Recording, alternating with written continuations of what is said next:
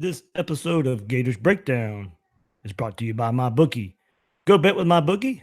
Sign up at mybookie.ag, use promo code Gators, and they will match your deposit dollar for dollar. Bet with MyBookie. The Gators Breakdown podcast is ready to go. I'm your host, David Waters, and you can find me on Twitter at GatorDave_SEC. And what a day, what a game. That was a whole lot of fun, Gator fans. That's what we've been waiting on. That's what we've been waiting on in the swamp. That's the kind of home game we wanted. Number 5 LSU rolls into town. Florida wins 27-19. Dominating defense, opportunistic offense, great play calling by the offense when it really needed to be needed, great execution by the offense when it really needed to be needed. But it was that defense confusing Joe Burrow all game long, keeping the pressure up. Not a lot of big plays besides a couple of drives. This was what we were waiting on. Dan Mullen comes, year one, beats the top 5 LSU team, 2 big back-to-back wins now, and these Gators are rolling. It's an exciting time for the Gator Nation right now. And just what a day it was from the tailgating scene at the Harmonic Woods tailgates with my guys there. My dad went down with me. It's just first time at that tailgate, so we had a lot of fun. Had some friends join in. I haven't seen in a while, Rob and Lewis. So I'm glad those guys got to hang out with me. All the fans of Gators Breakdown that I got to meet throughout the day, heading to the stadium, in the stadium after the game, a whole lot of fun. And during the game, of course, I mean, what more could we ask for? I mean, that was it. It was just, I mean, 2 heavyweights going at it, and that's the kind of game that we got there. And Tebow getting in the Ring of Honor, the 08 national championship team being honored. Everything culminated, everything came together for an exciting afternoon, and the Gators win and beat number 5 LSU 27-19. And this episode right after the game is kind of the reaction episode. You can hear it in my voice, guys. I'm a little hoarse here, a little bit of a sore throat from all the hollering. So it was great to go in that stadium and be a fan for a day, and what a game to be a fan for. I mean, I just can't speak enough for the atmosphere and everything that went on in that game. But before we break it down here, remember you can find Gators Breakdown on news4jacks.com/Gators Breakdown. There you'll find all the Gators Breakdowns episodes, as well as articles from the News4Jacks sports team. That's news4jacks.com/Gators Breakdown. Catch Gators Breakdown on iTunes, Google Play, YouTube, and now on Spotify.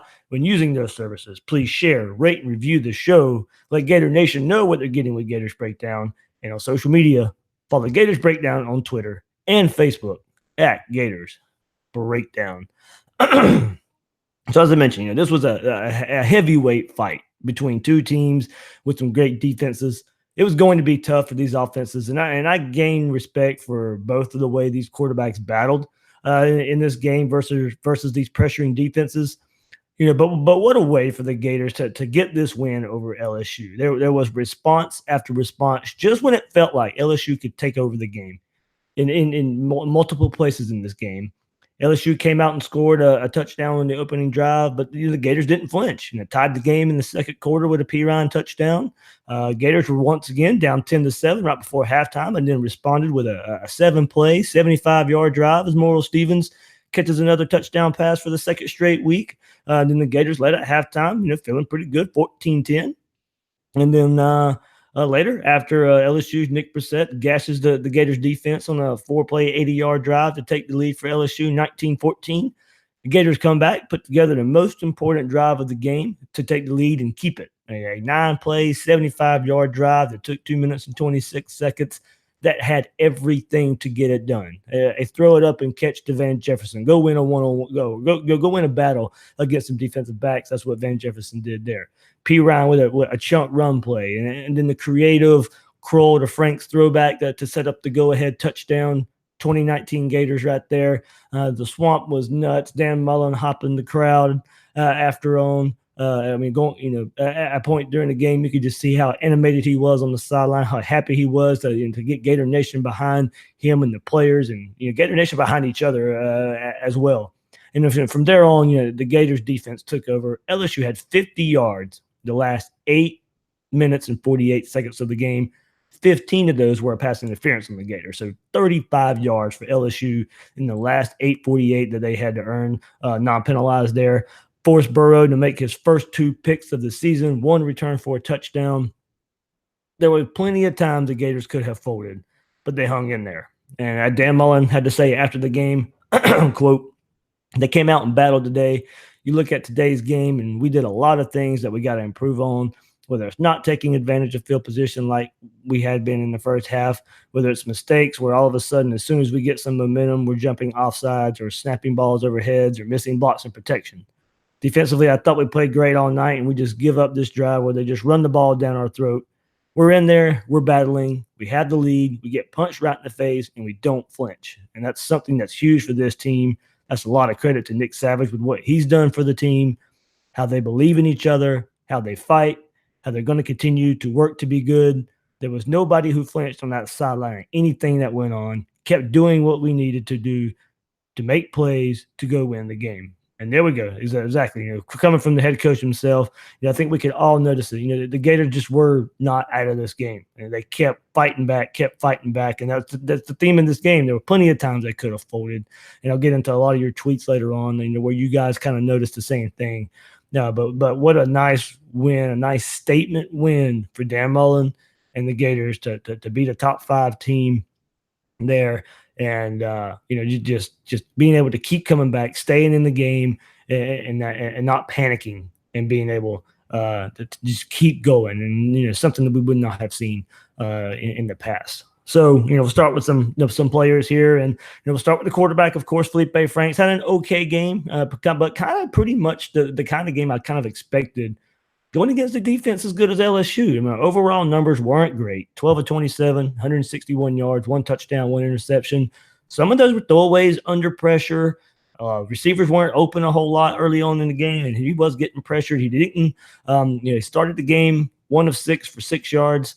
He was under a ton of pressure early. He was never sacked in this game. He'll give the offensive line a little bit of credit there, but he was under a lot of pressure early on versus this LSU defense. And Mullen mentioned it in the presser too. Didn't have a lot of good things to say about the offensive line, because you could just kind of see some of the missed blocks and stuff that really caused Franks to get some pressure on. But good for them battling through it, like Mullen mentioned in the press game, and good for Franks too to also keep trusting those guys there to go make some things happen and just keep battling their way through it. Franks turned it around though to finish 11 of 21.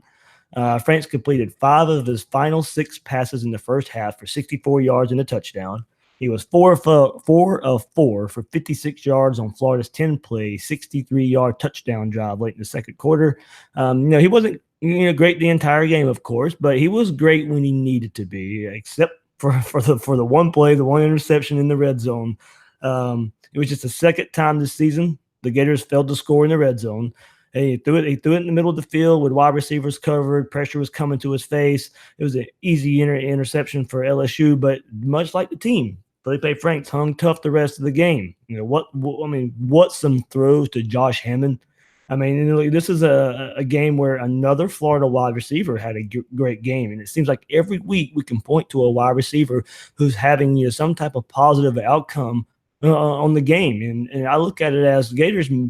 Van Jefferson is the number 1 receiver, but they may not have what you would look at as the traditional number 1 receiver. But it's kind of helping Florida right now. His defenses can't really just go key on one guy. You don't know which receiver is going to have that game like Hammond had against LSU. We've seen it with Swain. We've seen it with Jefferson. We've seen it with Grimes so far this year. And it's just, it seems like it's a different receiver that's showing up. So Hammond, when his 3 catches, 85 yards there, along of 49, went a long way into getting this victory there. So, wrapping up with Franks, all in all, given the circumstances of playing against this LSU defense and the pressure he was on early, and I don't want to try and make too many excuses. You guys listen to this podcast long enough. I'm not going to hide my thoughts here, but given the circumstances, first year offense, still learning, going against that type of defense, when the plays needed to be made, he was there making those plays.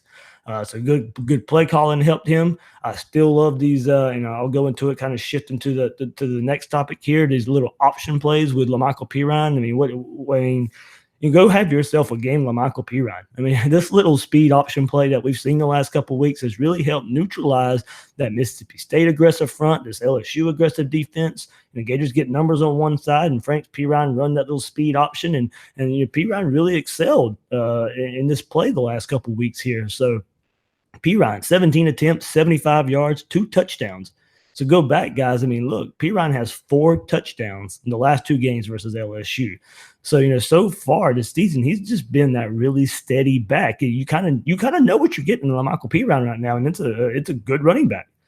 He's steady. You know what you're going to get. He's always moving forward there. He doesn't take a lot of runs for losses here, and it's a really steady, good running back. So there was also some good tough running by Jordan Scarlett, especially when it was needed late in the game. Tony also had 25 yards on the ground on 4 carries. So, one more important play on the ground was the 3rd and 7, down 19-14.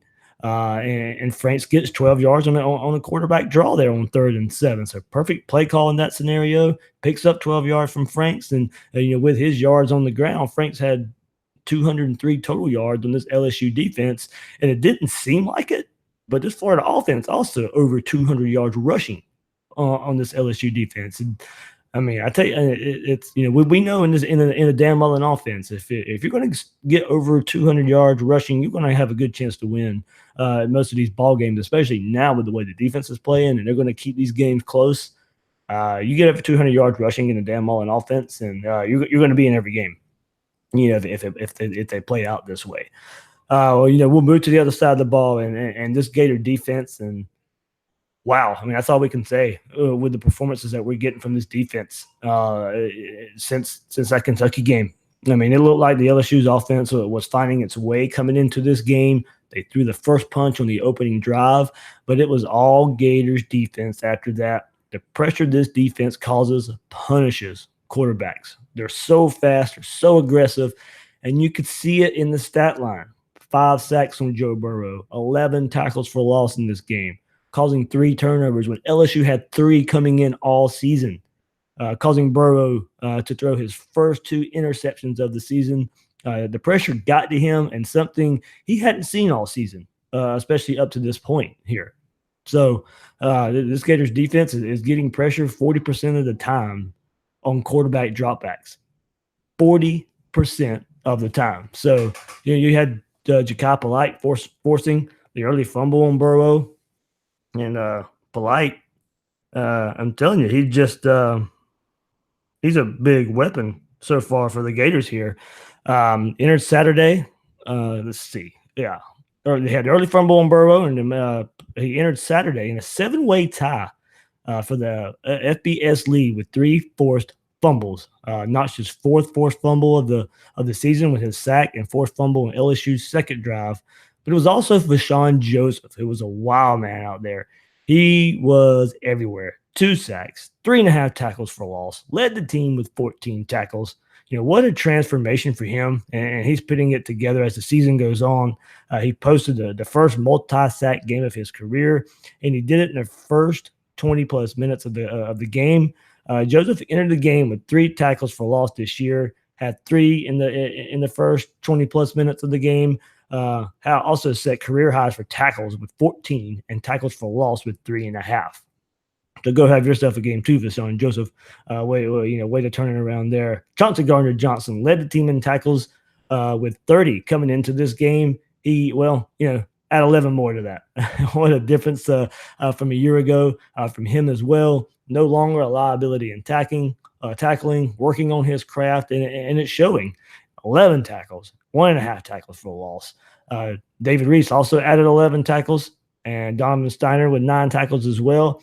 And speaking of Steiner, we'll call him the closer on defense. And then the last 2 games, he's made game-sealing play on defense.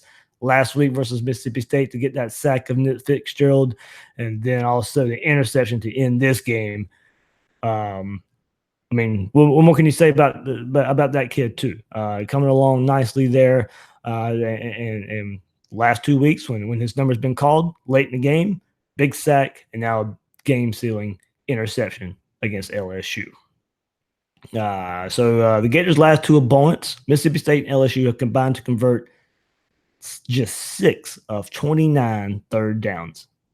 6 of 29 for these last two opponents for the Gators, converting on third downs. With the 5 sacks versus LSU, the Gators defense has 5+ sacks in 3 games this season. That's matching the 1999, 2001, 2005, 2006, 2015, and 2016 Gator for the most such games in one campaign since the start of the 98 season. So good company there with those defenses. With 11 tackles for loss versus LSU, Florida now has 5 games with 8+ tackles for loss this year, tying the 2012 and 2014 Gators for the second most such games in a season since the start of 2012. So some really, really good defenses that this defense is starting to be compared to in some key stats here: tackles for loss, sacks. You're really pressuring these offenses to have to make plays. And tell you what, yeah, Gators 11 sacks the last 2 games. Unreal the amount of pressure the Gators have been able to bring and force against 2 of the better teams on the schedule, and all that pressure. First, Joe Burrow to throw his first 2 interceptions of the season. The first one by Brad Stewart that was returned for a touchdown. And I was just waiting on it. It was going to happen. There was no way under that pressure that it was not going to happen. 6 games into the season, he'd probably due for an interception anyway. But it kept going. And when the Gators really needed it, that's when it happened. Fourth quarter, the LSU needs to go score. They got some pressure on them. Florida knows the pass is coming, so they can really pin their ears back on that defensive line. And pressure forces the pressure all day. Forces Joe Burrow to throw his first 2 interceptions of the season and help lead the Gators to get that victory here. And also, shout out to the special teams. Shout out to McPherson and Townsend. No field goals for McPherson, but this was a close game. And go back and remember last season when Pinheiro missed an extra point and the Gators lost that game by 1 point. So not to be overlooked is hitting those extra points. And also Tommy Townsend, 70-yard punt in the third quarter, tied the 7th longest punt in school history. And then maybe one of the bigger plays of the game here, Townsend also had a 61-yard punt to pin LSU on his own 12-yard line with 2:21 remaining in the game, forcing LSU in bad field position, and then the eventual pick 6 there. So, good special teams. Another game where they showed up in a different form here. And a lot of, just doing a lot of the small things. You hit a booming punt, you make all your extra points. And in a close game, those are some differences there. Those are some differences in a close, contested battle. So, guys, I'll get to your tweets here next. But remember, let's get to you want to bet? Let's do some MyBookie. And, sure, watching football is fun, but it's more entertaining when you have some action on the games. Guys, you've heard me talk about this for weeks, and some of you are still on the sidelines. So whether you're an expert or a rookie, you should be betting with MyBookie. If you like to bet a little and win a lot, like playing the numbers on roulette, you can create a big parlay. Pick 3 teams to win, and if you hit all 3, you could turn $100 into $600. There is so much to bet on right now at mybookie.ag. Playoff baseball, hockey, primetime fights, and more. But MyBookie is the one bet I know you'll be happy with all year. I recommend these guys because I really trust them. I use them. My friends use them. And MyBookie has been in business for years. They have great online reviews, and their mobile site is easy to use.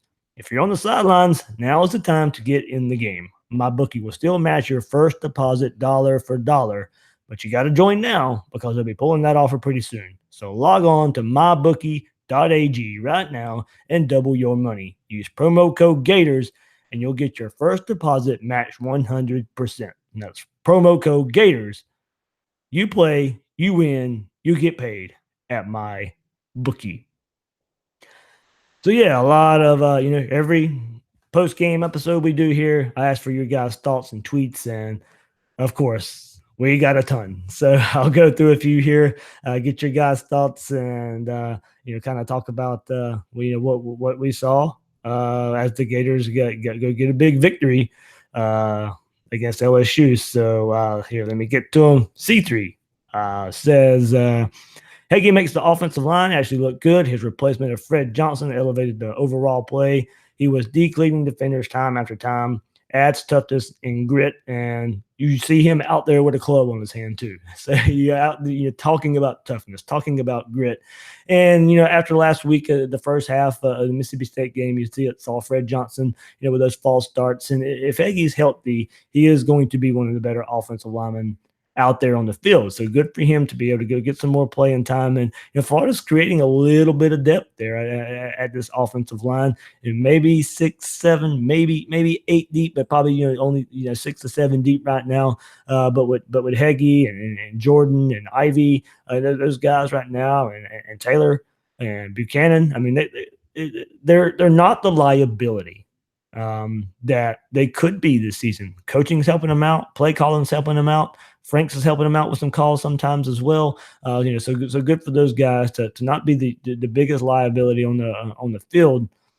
Time and time again. I still think it may be the weakest link on this offense, but they're finding ways to get it done. And this coaching staff is finding a way to coach around it right now. And hopefully, as this year goes on, and you've got a bye week coming up out of this Vanderbilt game, you get some things kind of figured out there to set up a big run later on in the season. Now here, Daniel Kennan says it's interesting how some coaches can get it going in year one, and some it takes 2 to 3. Mullen is an elite coach, and the almighty Gators have a very bright future. And a lot of Gator fans feel that way, especially after seeing Dan Mullen on that sideline, waving his hands, raising his hands up, trying to get the, not trying to get the crowd was into it, but you feed off the coach a little bit more. So the decibel level might have been at a 9 there, and then all of a sudden it's at a 10 when your head coach is out there, jumping up and down and having some fun, and trying to also make the Swamp one of the hardest places to play. And it takes a whole team effort. It takes the fans, it takes the coaches, it takes the players, and we saw it. They were having some fun, and credit to Dan Mullen. Also, there's more to it than just that, and calling some great plays, and we've seen some little wrinkles. Tony's getting the ball a little bit more. We've seen these trick plays the last couple of weeks. We've seen this speed option play that as these guys are learning the offense, you can start inserting some more of these things like this, and it's really making some difference in some close games the last couple of weeks. And good for Dan Mullen to be able to come in here in year one and make Gator Nation believe right now. So, let's keep it going. But he's made it fun, and a lot of fun so far. Mike Honcho says that they took the opening drive haymaker that LSU threw and didn't even blink. All of the times in teams the last few years would have given up and lost. They kept punching back and won. Credit to everyone all around. Love to beat LSU. Go Gators. And that's going to lead me to one of the quotes Dan Mullen had after the presser or after the game in his press conference. And I was listening to that on the way home, and this one really stuck out here. And I kind of like the analogy that he uses. So, quote, certainly a little bit of the mental toughness things we do and continuing to grow. The physical toughness is going to come every day at practice, every day working and straining and getting tougher and getting harder. Just a little bit more finish, a little bit more technique. And I think it's straining in the technique to finish things, blocks, and to get off blocks, run to the ball, making tackles, playing as fast as heck. But mental toughness, certainly. When you come and you're at home, we always talk about holding the rope.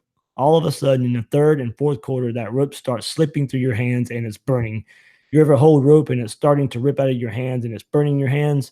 Most people, it starts burning your hands. You're going to let go of that rope. We don't let go of that rope. Even though it was slipping, we held on.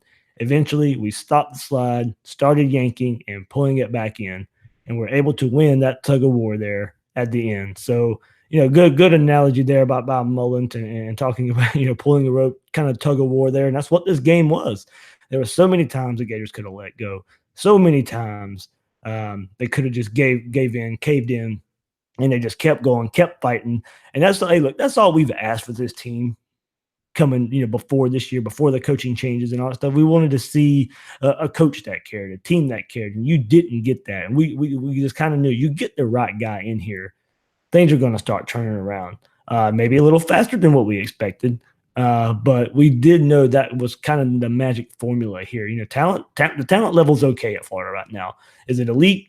No, not many teams are out there, but this team has enough talent to get things going. You get the right coach, you get the right staff, you get the right mindset, and this thing's going to take off. So a lot of good points there by Honcho, and then go into that quote from Dan Mullen. Aaron Hodges says, what the coaches have done with this team is outstanding. They actually put the players in position to make plays to their strengths. Didn't expect them to get this much done this early in the Mullen tenure. And yeah, I kind of go back to that, putting players in positions to make plays.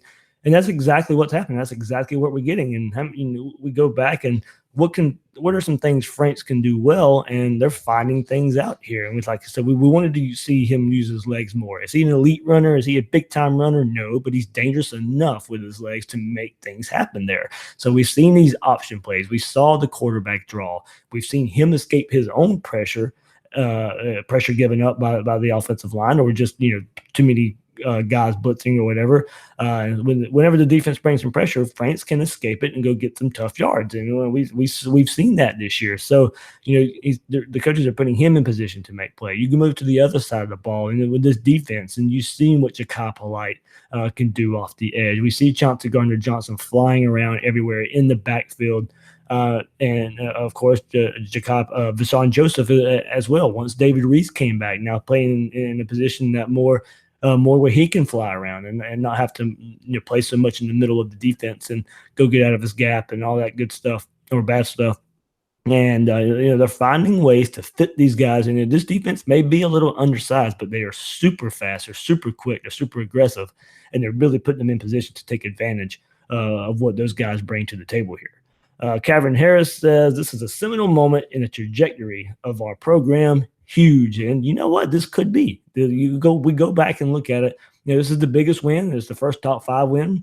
Again, first opponent top 5 win the Gators have had since they beat Ole Miss in 2015. And we thought that was going to be a spark in the Jim McElwain era there. A few more things come into play there, of course, after that for the fall of Jim McElwain and the Gators. But yeah, this could be that spark. You had all the recruits in town, and they got to see this atmosphere, and it also excited the fan base that was there. I went into this game, and if you listened to the podcast last week, I said, this was going to be a game where you could bring back the swamp, where you could bring back the Gator Nation crowd, and being so supportive of this team. It was time to bring back the swamp, and it was going to take a huge, big time win at home. It's been a while. It's been a while since we've been able to walk out of that stadium singing "It's great to be a Florida Gator" at the top of our lungs after a huge, big victory, and feeling so good about a game like that. So yeah, this could be the moment we go back and look and say that's when it all came together and it took off. And I kind of expect that to be the case here. So let's see. Let's see if there's a couple more tweets here. Jared Swain, fans can say what they want to about Felipe Franks, but that kid has grown up this year. He got beat up, still hung in there. And then last year he would have folded. Franks is becoming a warrior. Yeah, I mean, I went through, there are times, there are things that he's got to get better on. Dan Mullen would admit it. He would admit it. But I mean, he's getting the job done when he needs to. And I think that's all we can ask right now. It's not going to be perfect in this scenario. Going against that defense, still learning an offense, first year of an offense. Franks needs some work, and they're working through it right now. So, hopefully he can continue to progress and all those good things. But, he's doing enough right now. And that interception, in the red zone. So it wasn't you get that touchdown there. Now, I'm telling you, Florida could run away with the game because then you start LSU has to start pressing a little bit more, has to start passing the ball a little bit more. And we saw toward the end of the game what can happen when you have to when they had to pass, and this Gator defense knew it. So there was a chance there. You score right there, and LSU starts pressing, then you never know what kind of happens after that. But you had really like Florida's chances there. But still, in the end zone, you would have loved to score there. Don't get me wrong, but it wasn't, an interception deep in your own territory, and it sets up LSU in a good field position or anything like that. So, Of course, you would go back and look at it if Florida loses that game about that interception, but they didn't. And for the most part, I still think Felipe Franks played pretty well. Last one here, Bill Rudd. Franks has made strides, but can you imagine when Mullen gets his players, especially quarterbacks? We'll be in the national championship pictures within a couple years. What has been accomplished truly shows what a great coaching staff we have. Need some big recruits to pop this week. Yeah, we'll see. We'll see what the aftermath is of this. We'll start hearing from recruits and all that good stuff and see how much they enjoyed it. I'm sure a lot of them did. I could see them down there having fun as well in that atmosphere. So how could you not, when you're in that stadium, not be excited about the future of Gators football? So a lot of fun there had in the swamp. And, of course, a lot of your reactions. Thank you for sending them in there. I could tell you're excited, like about as excited as I am. Yeah, I mean, that was a lot of fun, high-fiving strangers, high-fiving fans in the stands. It was a whole lot of fun. And good, just, as I said, and I'm going to bring it up again. And I tweeted it yesterday. Being able to sing is great to be a Florida Gator after a victory like that. Leaving that stadium, that's one of the best memories you can have. That's one of the best memories you can get, because that's one of the things I will always remember about leaving the swamp after a big game there. So let's take a look around the SEC and what happened the same week as Florida beating LSU here. Alabama, Arkansas, 65-31 Alabama there. So game was a little close. Arkansas had a chance to bring it within a touchdown. It would have been 21-14. They fumbled on the goal line, and it was kind of all she wrote after that. So not much of a game. And then South Carolina with a big victory, 37-35. Missouri jumped out to a lead there. South Carolina fought back. It was a big storm, big rain delay there as well. That's one of the worst storms I've seen. I mean, I went and looked at the highlights of that game. But Will Muschamp and them survived. Now got their third win of the season there. That would have been their third SEC loss, but they found a way to pull that one out. So a big win by Will Muschamp there, beating Missouri. Of course, Florida 27-19 over LSU. Ole Miss beats Louisiana Monroe 70-21. Kentucky gets their first loss in College Station as Texas A&M beats them 20-14, a game that went to overtime. Kentucky missed a field goal, so A&M, all they had to do was score after that, and they scored a touchdown to win that game 20-14 in overtime, giving Kentucky their first loss of the season. Florida's opponent last week, Mississippi State, beats Auburn 23-9. That Auburn offense can't get anything going with that offensive line and Jarrett Stidham right now. Big bounce back win after two straight losses from Mississippi State there. So, good bounce back win by them, and Auburn's got to go figure some things out. Georgia 41-13 over Vanderbilt. Florida's next opponent. That's Florida's next two opponents actually there. So 41-13, Georgia beats Vanderbilt there. So Florida travels to Vanderbilt for a noon kickoff next week. So let's go. And let's take a look at these SEC standings. Georgia leading the way in the East. Overall, 6-0, 4-0 in the conference. Kentucky and Florida tied for second, but Kentucky will hold a tiebreaker there, of course. Both teams 5-1, 3-1 in the conference. South Carolina at 2-2 in conference, 3-2 overall. Next team in line. And then Missouri, Tennessee, Vanderbilt, all 0-2 in the conference, but Missouri 3-2. Tennessee 2-3, where they had a bye week, and then Vanderbilt 3-3 on the season. But Missouri, Tennessee, Vanderbilt all winless right now in the SEC. Let's head over to the West. Alabama, only undefeated team over there. After LSU gets beat, Alabama 6-0, 3-0 in the conference, and then LSU 5-1, 2-1 in the conference. Texas A&M still there, 2-1 in the conference. So they're kind of tied there for second, 4-2 overall. Mississippi State, Auburn at 1-2, and then Arkansas, Ole Miss, winless in the conference so far this year. So, yeah, guys, that's going to do it for this episode of Gators Breakdown. Glad you could join me here talking about this big, big, big victory that the Gators got over LSU, 27-19. Have a couple more episodes this week, of course. Well, Miles would join me on the next episode. He'll go look at some film. You can go read his article at readingreaction.com to get his thoughts But we'll get his reaction here. We'll take a tiny look ahead to Vanderbilt, but mostly, we're going to revel in this big time victory over LSU, and then later on in the week we'll have our Vanderbilt preview and all that good stuff. Looking ahead to the big trip to Nashville. One of the funnest cities there in the country, and of course in the SEC. So probably have more fun visiting Nashville for actual Nashville than the game, because Gator fans will probably outnumber Vandy fans there.